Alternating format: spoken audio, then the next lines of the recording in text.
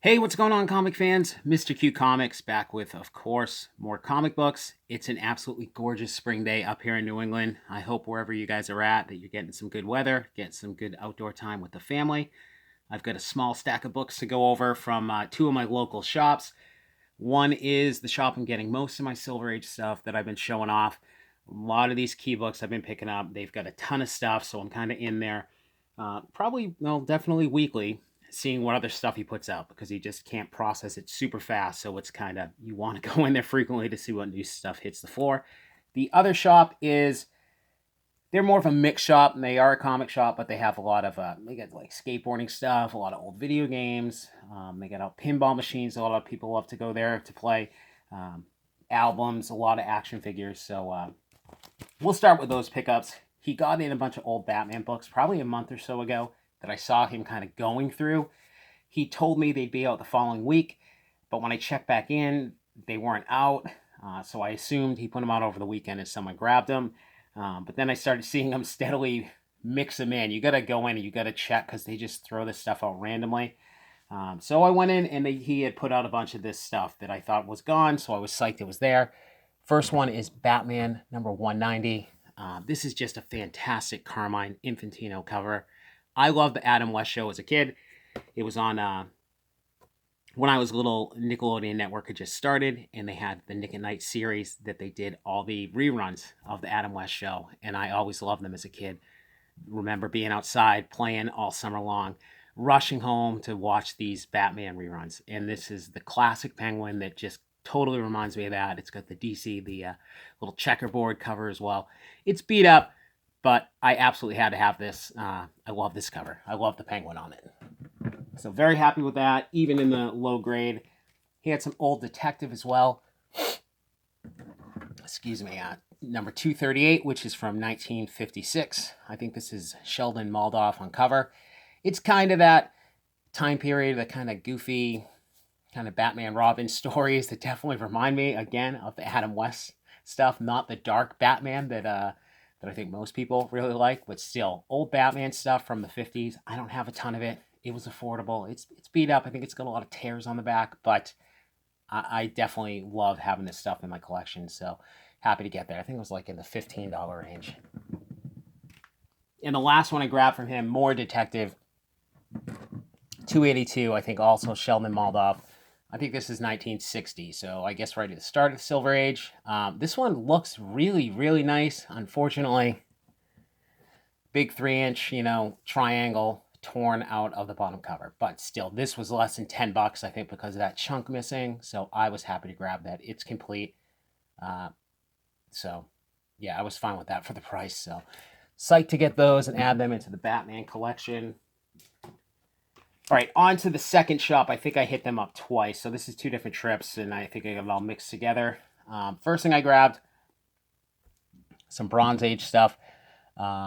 This is Marvel Premiere number 49. So this is the first solo story of the Falcon, which has gotten a little bit of heat based on the events of Avengers Endgame. Certainly the first appearance of Falcon in Captain America. I'm drawing a blank. It's like 116. Could be off there. I can't remember. But he had that as well, and I passed on it. It was not cheap. I wish I had grabbed it, but I mean, he's just had so much stuff, and you can't get it all. So someone grabbed it right away, though. But I was glad this was there. I know, again, this has picked up a little heat from the movie. And I didn't realize at the time, but it's actually a Frank Miller cover. So glad to get that. I think it was like $5. And I may even have a copy of it already. I can't remember. And of course, wouldn't be one of my videos without some Todd McFarlane pickups. Of course, I have multiple copies of Spider-Man number 1. This is the regular green cover. But as you can see, this one's got his signature. Not sure where he picked them up. They didn't have any COAs, but he had multiple copies of this, all in pristine shape. Looked like they were signed the day they came out or during that kind of release period. I know McFarlane signed a ton of these, so there's a ton out there.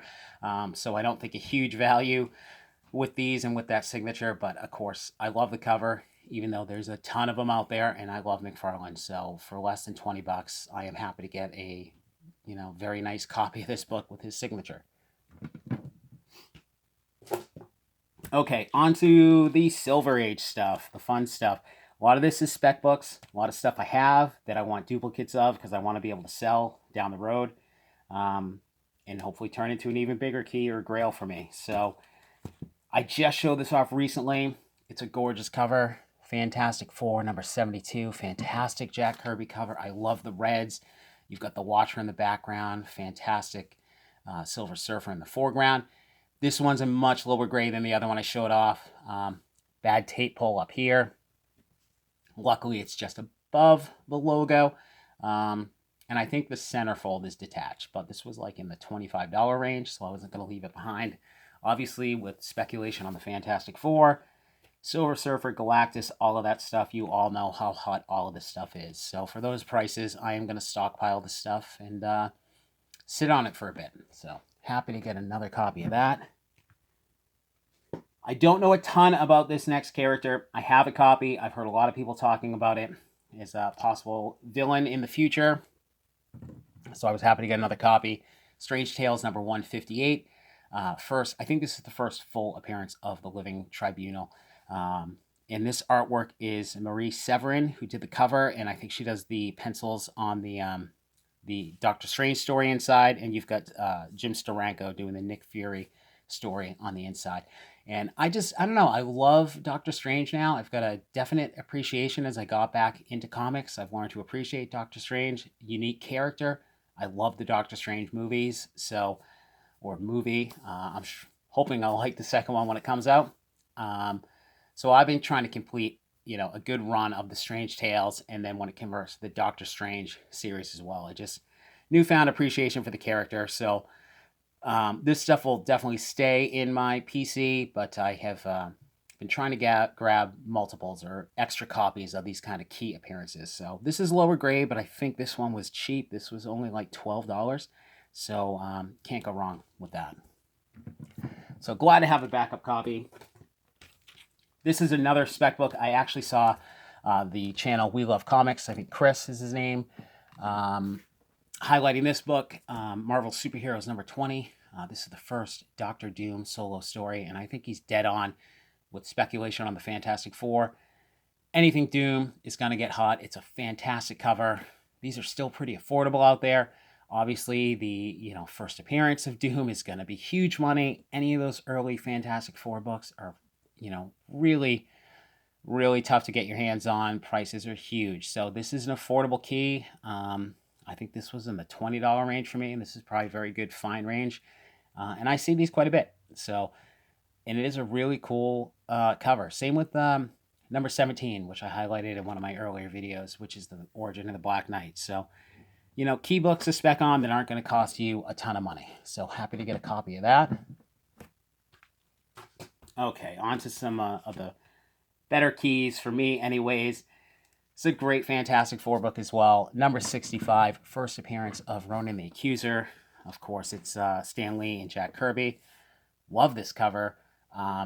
This is a funny one because one of my earlier videos where I showed off all of these big Fantastic Four books I got, I was looking at this book that day, not this copy, but I had got, 49 and some other big Fantastic Four keys, and I was getting the last book, and I was either going to get a copy of this or the Fantastic Four 25.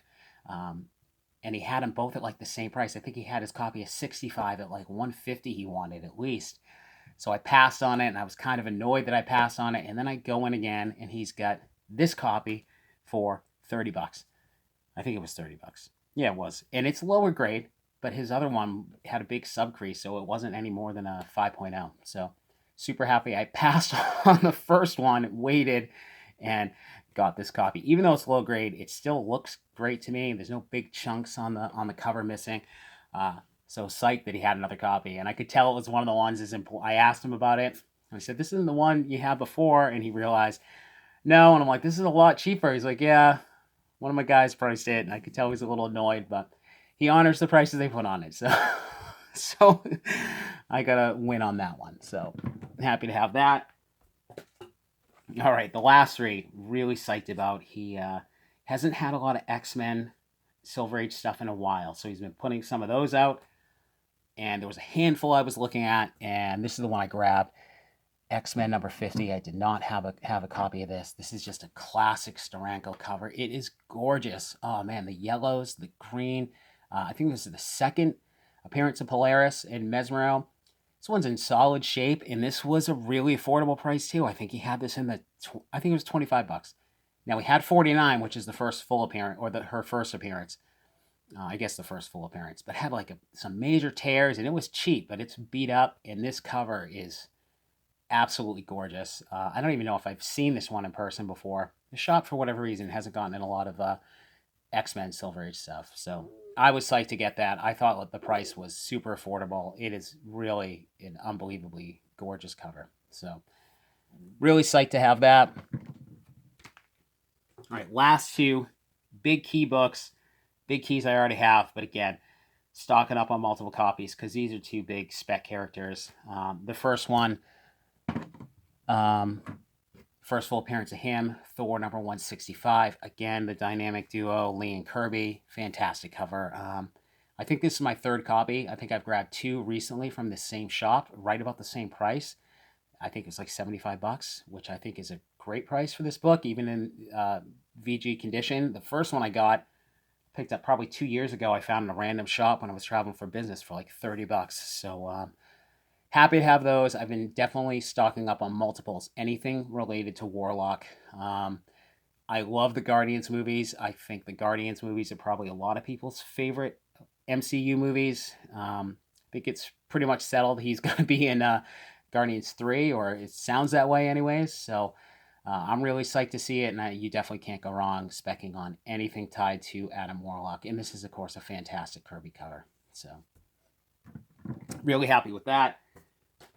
All right, last one. Again, another one. I think there's a lot of talk that this villain's going to show up.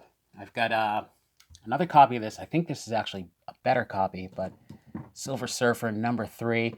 Obviously, anything Silver Surfer has gone through the roof.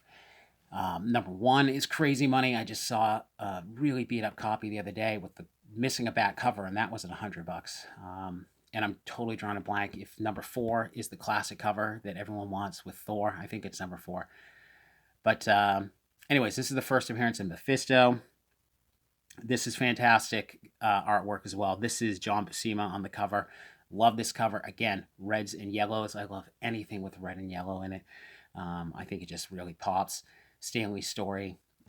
Again, probably like in the $75 range. I think it's better than the one I have, and I don't see how you're not going to have Mephisto showing up at some point, especially if we're talking about Doctor Strange continuing, Fantastic Four, and Silver Surfer. I think he's going to have to pop up at some point. So super happy to have a second copy because this is definitely a book I want to keep in my PC, but definitely want one to flip as well.